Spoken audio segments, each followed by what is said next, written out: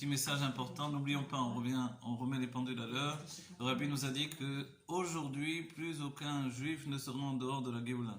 Voilà. Merci de me rappeler ce détail. Tous les juifs, et le Rabbi a dit qu'il les prendra un par un, qu'il les amènera dans la Géoula, et que justement ce ne sera plus comme la sortie d'Égypte. Et malheureusement, des rabbinim comparent la chose à l'idée de la sortie d'Égypte, mais ils oublient un détail important. En Égypte, on n'était pas encore dans la configuration de juifs. Les sages disent qu'il y a un safek, est-ce qu'on était juif en Égypte déjà, ou à la sortie d'Égypte, voilà, est-ce que Avraham Avinu était juif dans l'idée du judaïsme selon le Harizal. D'avant Matan Torah, c'est une âme qui rentre dans un corps, mais qui peut s'enfuir dès qu'on se détourne de Dieu. Ce qui est sûr, disent les sages, tous ceux qui sont sortis d'Égypte et qui arrivent au don de la Torah sont des Yehudim, sont des juifs. Donc évidemment, même si, et c'est terrible, alors c'est seulement un cinquième qui est sorti d'Égypte, toutes les âmes d'après le Harizal sont sorties. Donc évidemment, tous les juifs sont sortis, Shishim Ribo, 600 000 juifs adultes, plus les femmes, les enfants et les vieillards également. Et ça représentait toutes les âmes juives dans des corps de juifs. C'est ces corps qui ont été choisis là pour être le judaïsme de tous les temps. Donc même si des corps sont restés en Égypte, les âmes ont été sauvées. Mais la construction, ça a été de nouveaux corps avec de nouvelles âmes. Et à partir de ce moment-là, dès que le juif est juif dans son corps et dans son âme, évidemment, il n'y a plus de séparation d'avec Dieu pour l'éternité. Et c'est pour ça qu'on ne peut pas comparer la sortie d'Égypte à notre situation d'aujourd'hui. C'est seulement dans les plaies d'Égypte et dans les merveilles qui ont été données que l'on compare. Voilà, comme au jour de la sortie d'Égypte, Dieu va nous montrer des merveilles. Mais évidemment, tous les juifs sortent d'Égypte aujourd'hui. Qui plus est dans Parashat Bo, d'après le Zohar, le Dvar Malchut du Rabbi nous dit que c'est justement Bo el Paro, on rentre dans Paro, on rentre dans le monde. Donc ce n'est plus une fuite du monde. On ne va plus fuir Chutz La'aretz, on ne va plus fuir un endroit du monde qui est un exil pour se retrouver dans un endroit de sauvegarde. L'arche de Noé, pas du tout. Aujourd'hui, c'est tous les juifs qui participent à la Géoula et tous seront sauvés, le minéral, le végétal et l'animal également.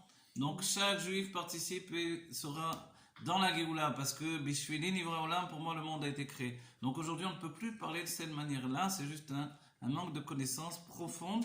Voilà, et même si on connaît le Zohar, même si on connaît la Kabbalah, même si on ne s'est pas assez approfondi, et pour s'approfondir plus que ça, il faut rajouter dans la Havat Israël, dans l'amour de l'autre juif véritable, et ne pas être comme un corbeau, d'après le Harizal. Les corbeaux sont des oiseaux qui annoncent les mauvaises nouvelles, qui annoncent les avérotes même que l'on peut faire, les fautes que l'on peut faire, tandis que les pigeons et les autres oiseaux peuvent être des oiseaux qui chantent les mérites du peuple juif. Voilà, on doit chanter les mérites du peuple juif. Tous les juifs sont méritants, les Néaïda d'aujourd'hui doivent le garantir. Tous les juifs ont fait tchouva, nous dit le Rabbi, et d'après le Rambam, ce n'est pas un retour en arrière, on ne retourne pas en arrière comme le marié qui a dit je ferai tchouva, et même si on a l'impression que non, c'est juste nos yeux qui sont brouillés, parce que de toute façon, l'essence du juif est bonne, Be'etzem, et si les juifs se comportent mal encore aujourd'hui, c'est parce que ce sont des Tinok chez Nishba, ils sont entraînés par un monde qui est un monde gouverné par les idées des non-juifs.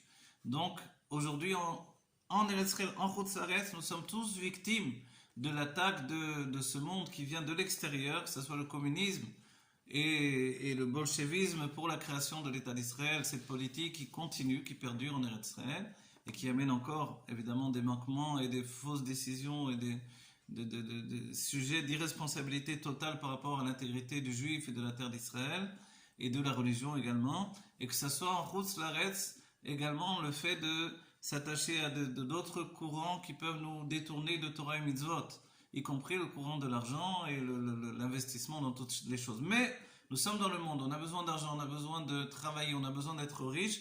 Avant la Géoula, aujourd'hui, on doit tous être juifs, beaux, en bonne santé. Il faut souhaiter que le bien pour chacun d'entre nous, et c'est ça ce qui nous caractérise au dernier cran, au dernier rang, peut-être de l'humanité, mais au premier rang de la Géoula. Voilà. On ne veut pas se dire je suis le meilleur rave, le plus grand, etc. Tout ça, ça n'existe pas. Il y a une qualité profonde de l'individu aujourd'hui qui prime, et c'est au-delà de ce que les rabbinim peuvent enseigner. On revient comme à l'époque du Baal Shem Tov, où il y avait des rabbinim qui faisaient peur aux autres pour leur faire tchouva, mais on n'en est plus là.